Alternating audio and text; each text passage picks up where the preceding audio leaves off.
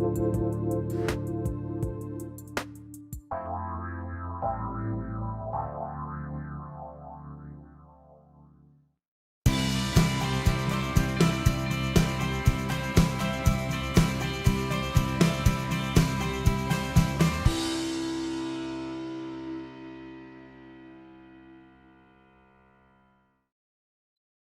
everyone, and welcome to the Kornelia Stephanie Show. It's Friday. I think it's November the 6th. Here we are. I think it's 3 days now since the election, and I know there is much turmoil out there. There's a lot of people out there that are really feeling panicked and overwhelmed by what's going on. And so I just want to invite us and remind us that just bring it all back to the present moment, right here, right now, in this space, and stay focused on your vision, stay focused on what it is that you came here to do, and bring that inner peace into the moment. And of course, hold the light for what it is that you want to achieve. So it's an honor and a pleasure to, again, facilitate this show today with the stories of hope. Before we go into that, I want to first thank all of our amazing sponsors for the Kornelia Stephanie Show.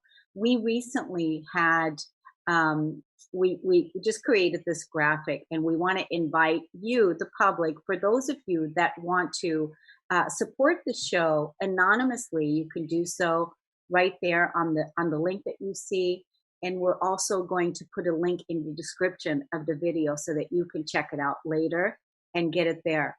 For those people that want to contribute and have their brand mentioned on this show, you can contact me privately, and I'd be happy to do that at radio@korneliastephanie.com. So, and I also want to give so much gratitude, so much thank you to all of those people that are subscribing to the YouTube channel, Kornelia Stephanie YouTube. We really, really appreciate it. It helps us to bring content, what you're going to hear today, to bring these people, these amazing storytellers, these people that have, overcome incredible odds in their lives, right? And they're here today to share this story with you, so that maybe that something that you hear today is going to change your life, it's going to save your life, and it's going to help you. And that's the goal for this show. So, without any further ado, let me welcome our first guest, Hannah Velten. She's an entrepreneur. She's a grief healer, a writer, and a speaker. Welcome to the show today, Hannah. Thank you, Kornelia. It's been lovely to be here. Thank you for having me. It's wonderful that you're here. Before we got started today, I asked you in the green room, what is your vision for the show? What is your vision? What is it that you want to experience? And would you mind repeating what it is that you said? Yeah, very gladly. I just would like to reach out to, the story that I'm going to tell. If it resonates with anybody, just know that I was in the deepest grief, seemingly unhealable grief, 5 years ago. And if I can touch somebody with the story, just to show that it is possible to heal these griefs. Take us to the 5 years ago when you were in that deep, dark state, and what happened?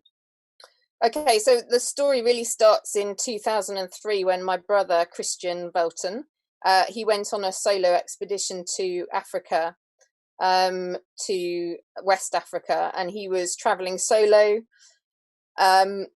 in the footsteps of a Scottish explorer called Mungo Park, and he was retracing his steps for the bicentenary of Mungo's trip.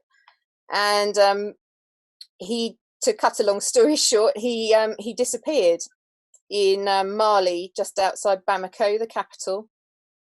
And after about 2.5 years of searching for him, we had, private searches, we had police searches, we had every kind of search that you could think of.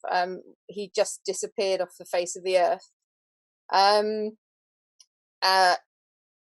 I was completely stuck in grief. I didn't know, when you have a missing person, you have ambiguous loss, And as time went on, it became complicated grief disorder. I mean, I was never went to a counsellor, never had anything.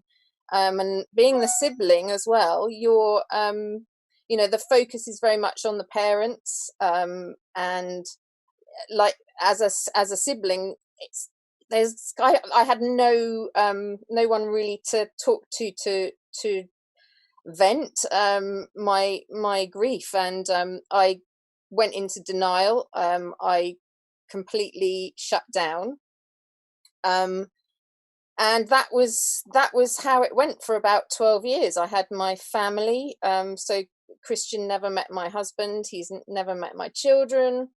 And then I guess we're talking about 5 years ago, 2015, I started to kind of have a hope that he was still alive. I couldn't explain. I mean, I've got chills now. I had what is a spiritual awakening. I started to feel things around me. I mean, I was never spiritual. I was never, I was a writer. I didn't know what was happening. I was starting to feel things in my body, like warmth, and I started to hear sort of things in my head, and I thought I was going mad. And yeah, I started to think, and I was actually a writer in residence for a funeral company at the time, and I had to confront Christian's disappearance. We're now talking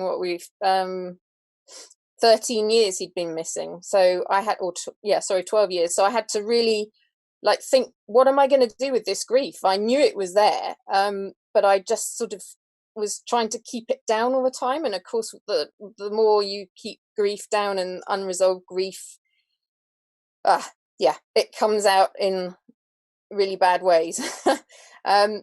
So yeah, I started to think about how we were going to move on from Christian, and how we were going to just deal with it as a family. It was just me and my parents at that point. And I decided to have a 40th birthday party for him. It was his birthday coming up, and I thought it would be nice to have all friends and family, and to kind of have a celebration of his life. And in the sort of days coming up to the party, I started having this vision of us all standing in a circle, holding hands, listening to Lenny Kravitz's song "Let Love Rule," and I thought, well, I'm just going to go with this, because let's just do this. So at the party, we did this, and looking back now, I can see that was the start of me kind of calling Christian in, and it was like a rite of passage, I guess. It was like a ritual of some description. And then a couple of weeks later, I started having lucid dreams about him, and that he was still alive, and he was trying to get home, but he was ill. And I mean, to cut a very long story short, we thought, Christian and I really connected over the course of about 6 months, where we thought we were really speaking to each other sort of telepathically. I mean, we were kind of soulmates anyway, because we were grown up together on a farm, so we were always together. And we really thought we were connected, and that he was going to come home, and we were just sort of building up the trust between us, and clearing out some sort of old garbage between us. And and then I know why, but I won't go into it now, but I went on a social media search to get him, because he wasn't coming to me. So I was relying on all this external. I was relying on everything external to get hold of my brother, and I was really fighting, and I was trying to control everything, and I was pushing to get hold of him. And after 6 months of a social media search, which went all over the world, obviously he didn't appear, and that's when I hit complete rock bottom, because I'd actually really faced my grief, and had my dark night of the soul then. And yeah, everything that had been hidden came up to the top, and I literally didn't know what to do anymore. I thought I was going mad. I was hearing voices. It's really chaotic. And then I just knew I had to surrender this. I had to surrender finding Christian, because I couldn't do it anymore. I had to surrender to, I had a belief at that point of like God or source, or I didn't know really what to call it, just the universe. And I did another little ritual where I made my intention to still find Christian, but I didn't know how to do it. And I just handed it over to the universe. And to cut a very long story short again. I have to tell you that we have to close out. Yeah. We have to close out. So basically, what you're saying is that you did make contact with Christian, but you did it with yourself. You and Christian made contact, and now Yeah, you so have contact with him. And what I'd like to do is, when we're sharing this story on social media, I'd like to, maybe have you on the social media platform is finish the story maybe in a text, that you made contact, or how other people can talk to you and find out more about it. Where would they find you on your social media site? well, probably the best thing is to go to my website, which is hannahvelten.online, and then all the social media links are there. Okay. But yeah, it's healing grief is all about inside. It's all about an inside work, and it's a process, and it's a long process, and it basically, grief allows you, you see what's missing in you when you have this grief. And as a grief healer now, you know that's what I work with now, is people healing themselves and making that connection with spirit and working through their grief together. And I'm so glad that finding you're peace. doing this work, and I'm going to have to close out. I'm sorry, Okay. because we have our next guest. We have to go on break. Thank you so Okay. much, Hannah Velten, and please, share this message out so that it goes to the right people that need to hear this message. The bottom line is that you made peace with your grief, and that your brother brought you home to you, and it's a beautiful story. We'll take a break. We'll be right back. Yeah. Thank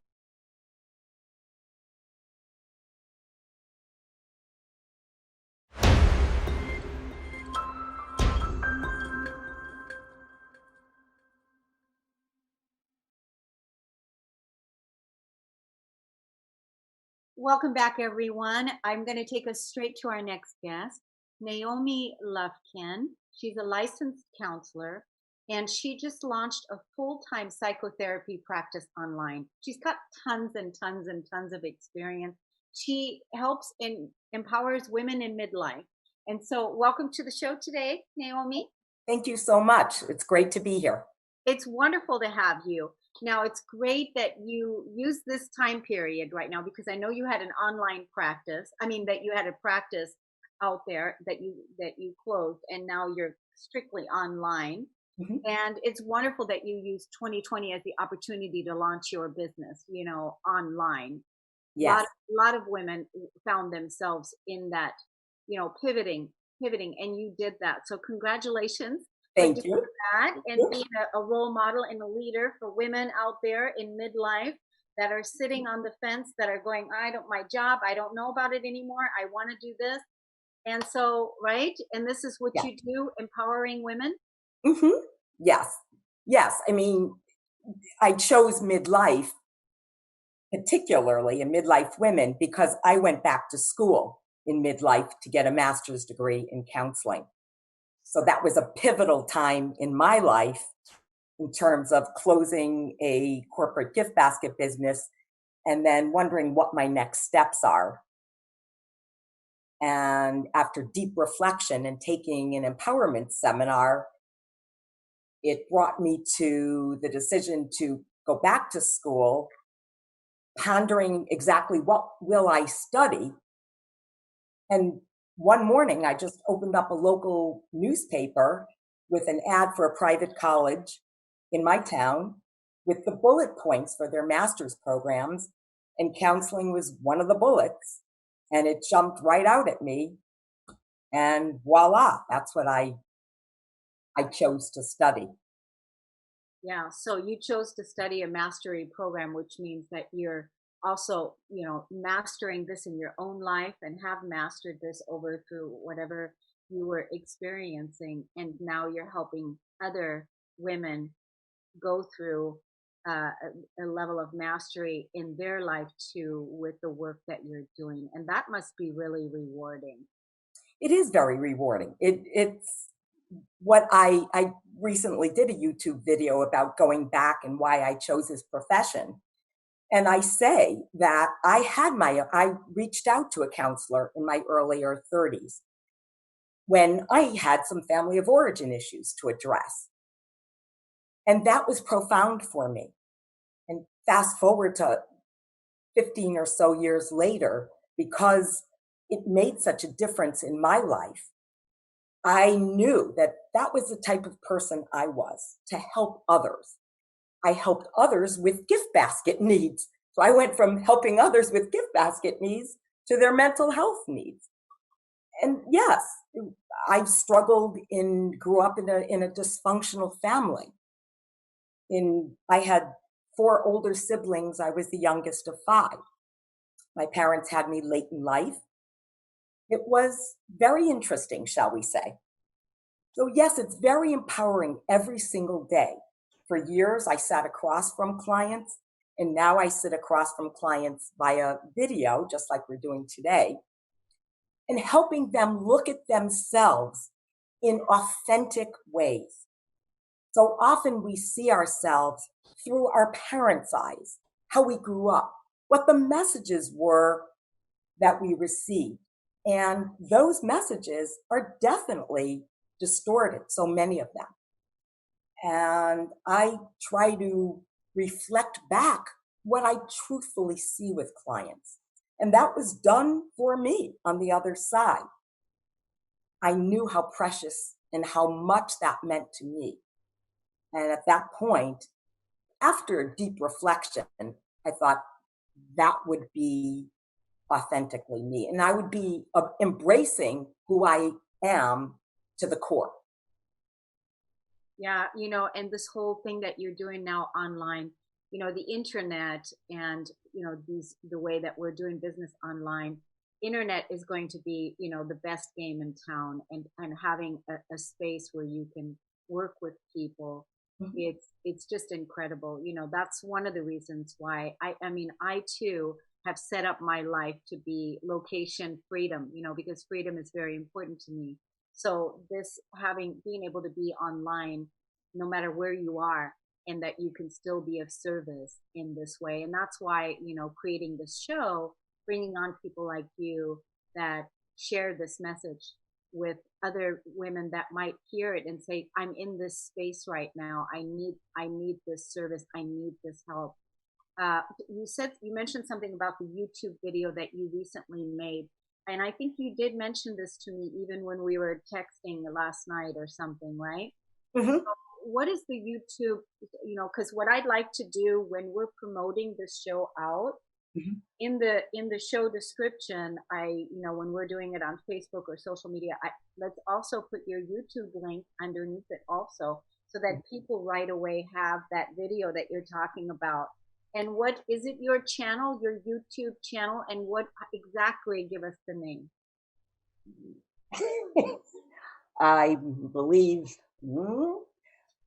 I think Is it your name, it Naomi? probably is Naomi Lufkin. It Yeah, probably is Naomi it's Lufkin. probably your brand. If it's not, then people can contact you. Where do they contact you? On social media, Facebook or Instagram, or? They can always send me an email. I could give, I have a Facebook business page. I am on Instagram, and I have a website. Oh, good. So what is your Facebook handle? Is it Naomi Lufkin, or? It's Lufkin Transformational Counseling. That's the name of my website as well, and the name of my practice. Lufkin, which is my last name, transformationalcounseling.com. So that would be the website and my Facebook business page. Yeah, because it'll be great that if we could put the YouTube link with this story so that you can put both of them together, right? So Yeah. what inspired you to come on today? To what did you want to make sure that you said to whoever's listening right now that needs you and that is interested in what you have to say? What is it that you want to say to women? What I'd like anybody and everybody that's listening is to really take some time for deep reflection, to sit down and think about what are their next steps, because I'm not so special. I wish I was. But I too, the listening audience, can make changes in your life going forward. It takes determination, it takes deep reflection, it takes knowing who you are and believing in yourself. And that's the thing with me, is I believe in everybody being able to empower themselves to choose whatever it is that will make sense. I went back to school to study counseling. It could be someone learning how to play the piano. It could be someone to get an undergraduate degree in psychology. Whatever it is, that it's so vital to believe in yourself, especially in these challenging times. And believe me, I grew up in a way where there were loads of negative messages.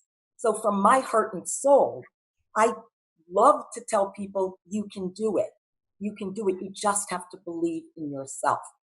And I definitely hope for everyone listening to make those changes now. It's possible. Yeah. And that's beautiful because I believe that too, that sometimes even if you don't believe in yourself, but having a coach, having a mentor, having a counselor, having someone that believes in you until you move up into that space and then you start believing in yourself too.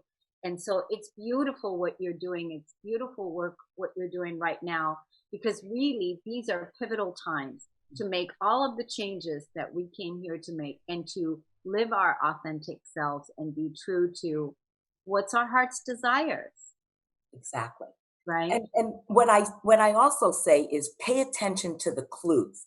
When I look back, when I entered undergraduate school, my husband reminded me that I was studying business management, but asked everybody to write into me about their problems. That was a big disconnect. So obviously that was authentically me at 18, but I never really caught on to that message until later on. And thank God I did. Thank God you did. Well, thank God you came to the show today. It's a wonderful pleasure to meet you. Thank you so Thank much you. for the work that you're doing in the world, empowering women. Thank you. And we will definitely be in touch and follow each other on social media so that we can share this message out. Thank you so much for coming on. You're very welcome. Thank you for having me. Yeah, it's wonderful. We're going to take a break. We'll be right back.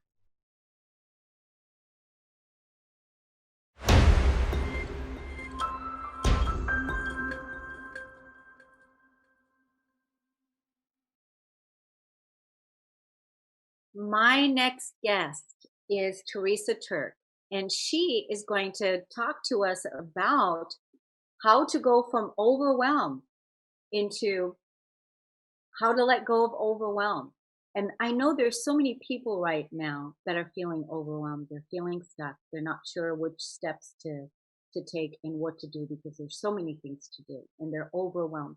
Well, Theresa is a life coach. She's a spiritual life coach and she's also a ritual queen because we had a little conversation on Instagram this morning and I love ritual. And she's an aromatherapist. Obviously, she's an entrepreneur and she's here to empower women to get out of overwhelm. Thank you so much for coming on, Theresa. It's wonderful to have you here. Thank you so much for having me, Kornelia. I'm thrilled to be here today and to join you and share my message with all your listeners. Wonderful. So what is the core message that you want to share to those women that are listening today that are needing to hear this message? Yeah, absolutely. So, my main message for women out there, and I primarily work with moms, but it's to one, not let your background, your upbringing, and your circumstances define who you are. To really dig deep within, discover what your true core values and beliefs are, and live your life according to that.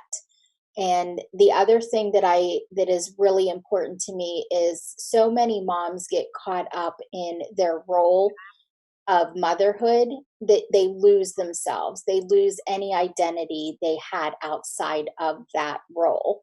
So it's really important to remember that you were a woman, you were a person, you were a human prior to taking on that gigantic responsibility of bringing other humans into this world. And as important of work as that is, it's also equally important to stay connected to who you are outside of being a mom.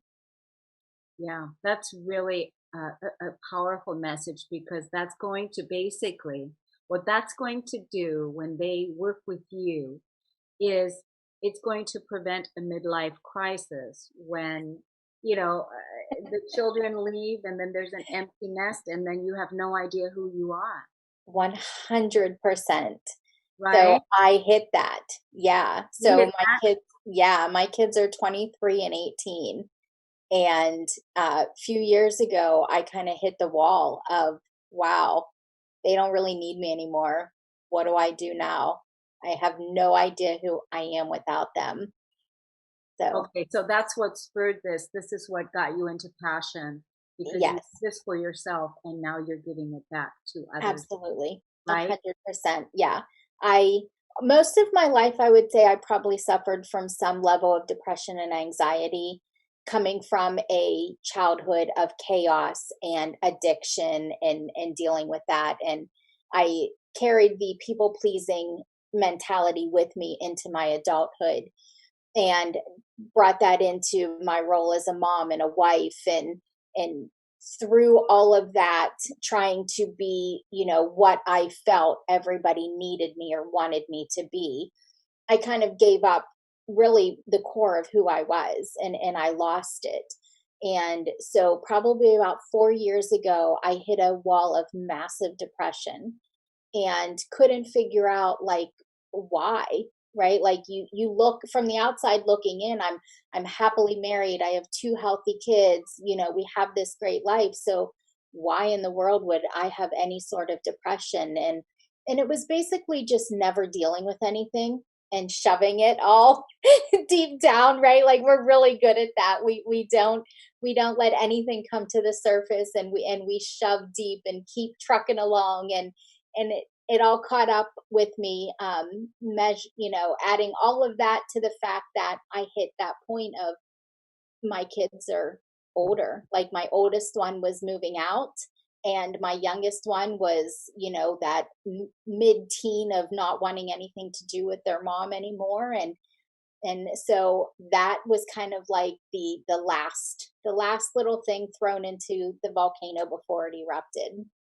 Yeah. And all of that is what led me to this point, though. Like I'm eternally grateful for the fact that it happened, because it led me to doing all of the work and seeking the professional help and then getting a coach of my own and finding my spiritual path, and then finding my soul's purpose, which is to help other women who are struggling and overwhelmed and not knowing what steps to take to pull themselves out. Yeah, I think it's wonderful that your niche, that you're focusing on moms. And I like how you talk about it with the overwhelm, because like I said, you are a prevention strategist, also a spiritual life coach, prevention, because you're helping them along the way. Because one of the things is not, we don't all need to wait until we get this massive wake up call before we change things, right? And Exactly. it's like, wow, it's you're already feeling something. Like you said, you were feeling that depression that was already there, but you just hadn't dealt with it yet. And what you're doing now is you're helping women to, um, prevent that so that they can be happy along the way instead of coming to a point later and going, who am I? Why am I here? Right? Exactly. Yeah, my goal is for other women not to carry it around for decades like I did. Yeah, good for you. Good for you. Well, I know that you are a ritual queen, which I love, by the way. Yeah. Tell us about one of your rituals. What's one of your rituals? Yeah. So, and real quick, a ritual to a lot of people sounds a little too like woo woo, like they're not quite sure, right?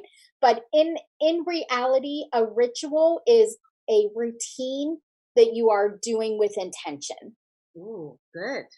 right? So, any morning routine that you do, and the most important one to me and what got me going was a morning ritual. And it can look different for everybody, but mine is gratitude, meditation, journaling, and movement. That's what I do, in the mornings. That's my routine. And what makes it a ritual for me is the intention and the mindfulness that I put behind it. So every morning when I wake up, my intention is different every day, but I always tell people who are starting out and not quite sure how to even set an intention for their day, you can't go wrong with love. Right? So, like, if you wake up and you're like, okay, all I want today is to find more love for myself and for those around me. That is my intention for the day. And then you go through your routine with that intention and you do it day after day. That becomes your ritual because you're doing it with a purpose. Yes, and then you are empowered. Yeah. It empowers you because I can feel, I like I said, I'm a ritual lover too, but I love how you brought it into practical form. It doesn't have to be per se a spiritual ritual. It Yes. can be anything. And Exactly. this is really great that you clarified that and made the distinction there. So let's tell the audience where they can find you on social media. Where can people know more about you? Yeah, absolutely. So I'm on Instagram at the Ritual Queen. I'm on Facebook. I have a group, Ritual Queens. My website is theritualqueen.com. And the website is the main point. It'll kind of point you to everything. It'll point you to my Pinterest, Instagram, Facebook, podcast. It's kind of like an all in one. But for everybody that's on Instagram, am very easy to find. You type in the Ritual Queen and I kind of pop up everywhere. Oh, good. I heard you say podcast. Do you have a podcast also? I do. Yep. And it's the Ritual Queen podcast. That's excellent branding. Excellent branding. You Thank you go, girl. Ritual. Yeah, I love it. I love it. I'm glad that you came on today.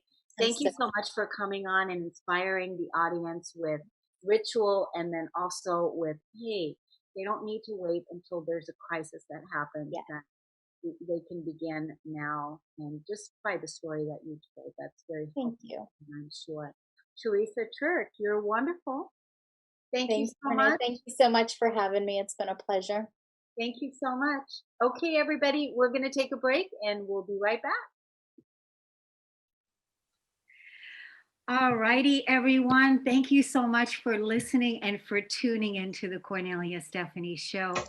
I love doing this show so much, and I love talking to these amazing entrepreneurs that are doing extraordinary things in the world, helping everyone who is ready to hear this call. I'm so excited to introduce you to our next guest. So our next guest is an entrepreneur. She's a teacher. She's a coach. She developed her own coaching business. We're going to find out a lot more about her, but I really like this part of her bio. Her name is Sarah Victoria Leopard, and how she has survived was through poetry and doodle, and how she uses this to help others. She's been building a coaching business online, and she continues to use art as therapy. She encourages her clients to see themselves as a perfect work in progress. And she says that we're never done, but we're always enough. I love that. Welcome to the show, Sarah. Thank you. Thanks for having me, Cornelia. It's so good to be here.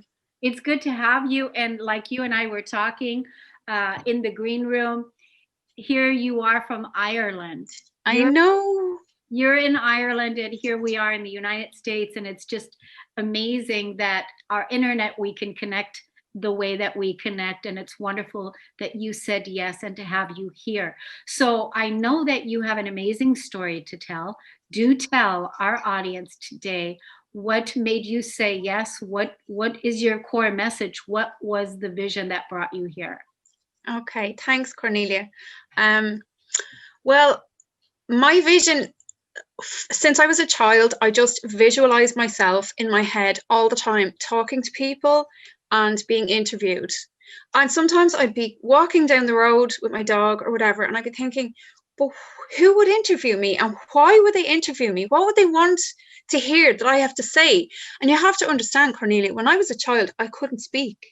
I was so shy, and I always said the wrong thing, or I was always told off every time I opened my mouth. So I didn't really say much at all. But yeah, here I am. So first of all, this is like a dream come true, a childhood dream. And I have to say that over the last maybe eight years, I've had more and more and more dreams come true. And I can't even tell you, but I'm going to try and, in the short time that we have, express just how much this means to me and where it's coming from.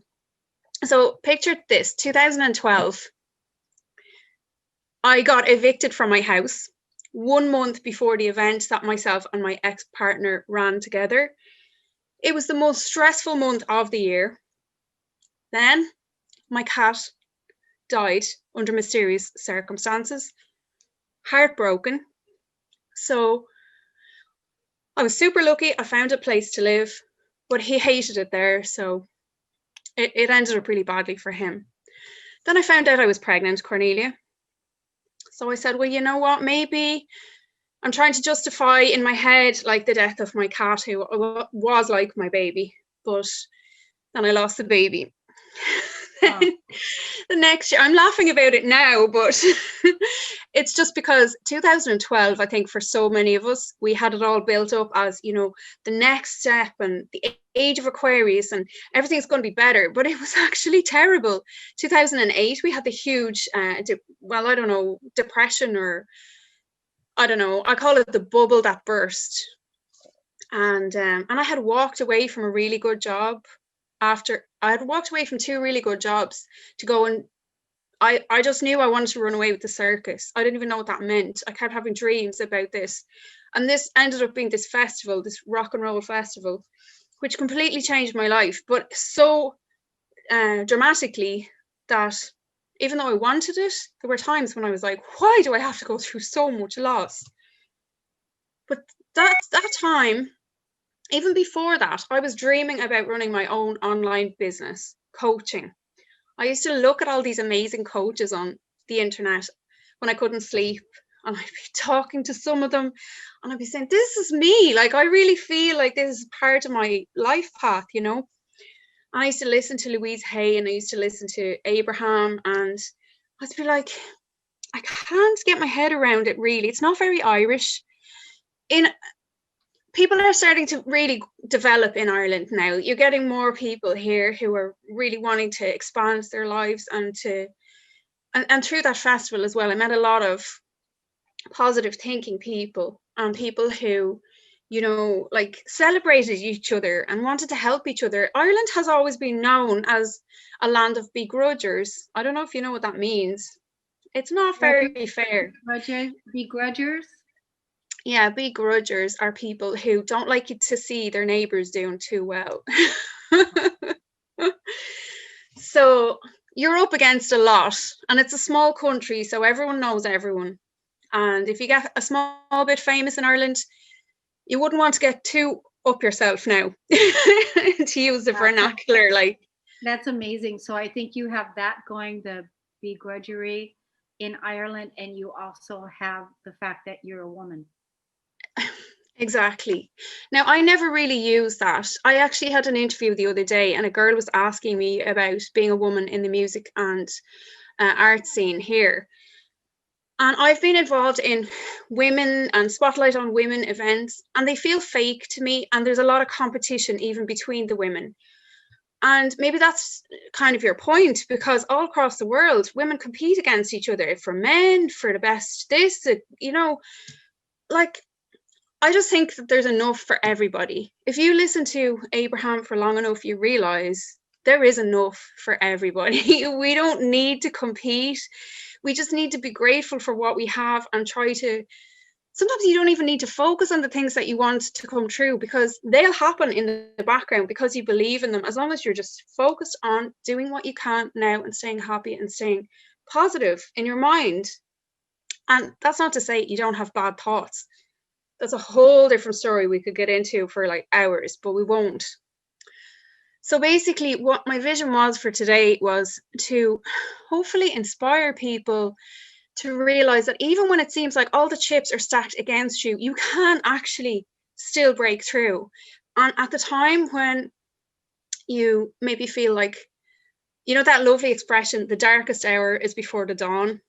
Have you heard that one before? Oh, yeah. It's so true. If you stay up all night and you're tearing your hair out and you're crying your eyes out and you can't even see, there's like pinholes in your face, you're like blotchy and everything. And you're like, oh my God, I want to make tea, but there's no tea bags left and I can't get credit on my phone and everything's just like, and next thing you look out the window or you see in a crack in the curtain and the sun is coming up, and like here you mightn't see the sun much, but you'll see a little pale blue like my hand in the light. And that just gives you enough strength to keep going. And then 2 days later, you win the lottery, or you meet the man of your dreams, or you get called by somebody and asked, would you like to speak to a nation across the pond, like, you know, as we say here, and tell people about your experience in life. And like, then you realize another thing off my bucket list, you know, I get to speak to people on a greater platform than just one-to-one, and another dream came true. So don't give up. I think that's my thing. And with my coaching, like my tagline on Facebook is realize your power with Sarah.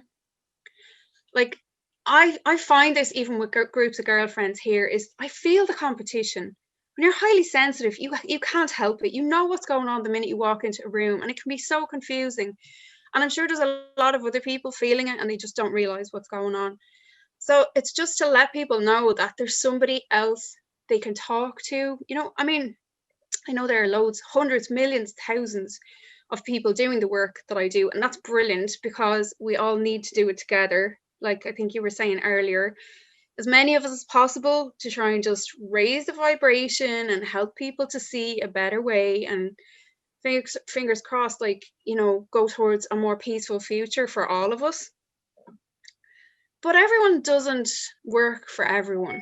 So hopefully there'll be a few people maybe who, and that's such a real Irish thing as well, like, you know, I'm kind of limiting myself already in my vocabulary. Hopefully there'll be lots of millions of people who see this or hear about it and think, I really like that one, you know, she's a bit quirky, or, you know, this, I don't know why, but I like her vibe, you know. And we can move, like at the start when I was healing first from all of the losses, and then when you start digging into your losses, you don't even want to go back in time, but you do. You have to forgive your mother, your father, yourself. And you realize there's a lot more to this, you know, there's ancestral stuff. And at that time I used to listen to Louise Hay almost religiously, and I'd be looking in the mirror, like crying my eyes out, going, my mother is like a little child in my heart. And it still gets me today, like think about my little dad as a little baby or a 4-year-old boy in my heart in here. And then after a while you realize, well, you know, I think maybe I've got everything I can get from Louise for now. I mean, there might be still another 3 a.m. where I'm bawling my eyes out and I need that little hug that she gives and nobody else can give like her. And then you move on, you find like, oh, I'm listening to Deepak Chopra this week, or I'm listening to some random Indian chanting that I don't even know who this guy is, but it's working for me. Like for ages I was working with the Hare Krishnas in Dublin, And I used to love chanting with them. They got me through like a really dark winter. Ended up like teaching yoga in their temple, and it was just really synchronistic for me at the time. So hopefully somebody or somebodies will see this and think, well, maybe if I talk to Sarah, I might get something from this.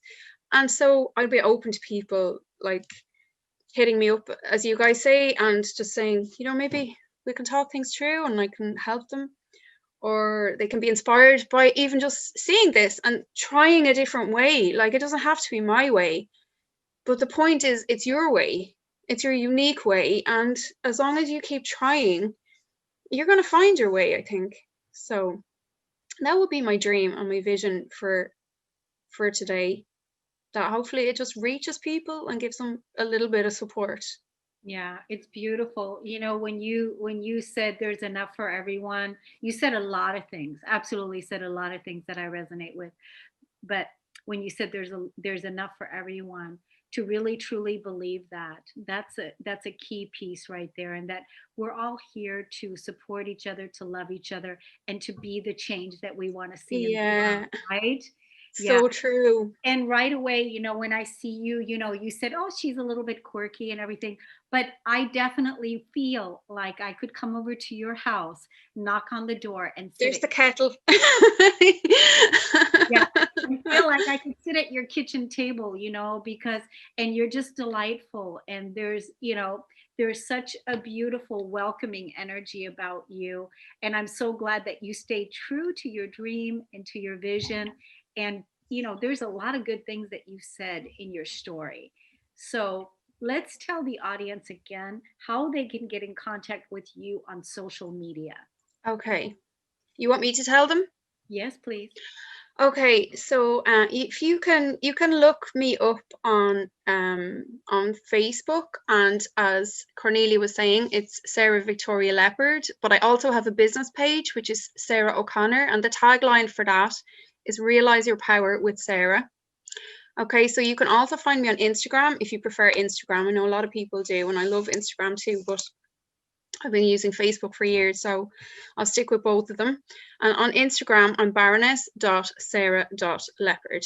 I just love leopards, and I love having different names. It doesn't matter. Victoria is actually also a queen. At a dark time, I was like, call yourself all of the high names so you'll remember that you're royalty. We're all royalty. We're all sovereign beings. So that's how you get in touch with me, through social media, on Yeah, Facebook and Instagram. awesome. I love it. And I love the queen, and I love the leopard. I mean, it's perfect, you know. Yeah, my It's so leopard. perfect. Yeah, I love that. Now, let's wrap it up for, we have like, let's see, how much time do we have? We have like a minute left. What do you want to say? What do you want to say this last minute? Okay. So what I'd really like to see is people realizing their own power and not being afraid to make a big change, especially if my personal passion is peace. Like, I don't know if you know the French Prime Minister. He was trying to push for a global ceasefire. It didn't happen, but it was to try and help all the governments work together to deal with COVID. It was baby steps, but it's a good step in the right direction. And I'd love if more people could get on board with that kind of idea and just try and help each other. There's still so much poverty and hunger in the world. So, but one step at a time. Find the peace in here, and the pieces of the rest just come together, don't they? Yes, they do. Sarah, it's wonderful to meet you. Thank you so much for being on today. Thank you, everybody, for listening to the Cornelia Stephanie Show and spreading the news with everyone so that it may make a ripple effect and that we can finally have peace on earth. All Oh, right, my please, darling. goodness. Yes. Thanks, Cornelia.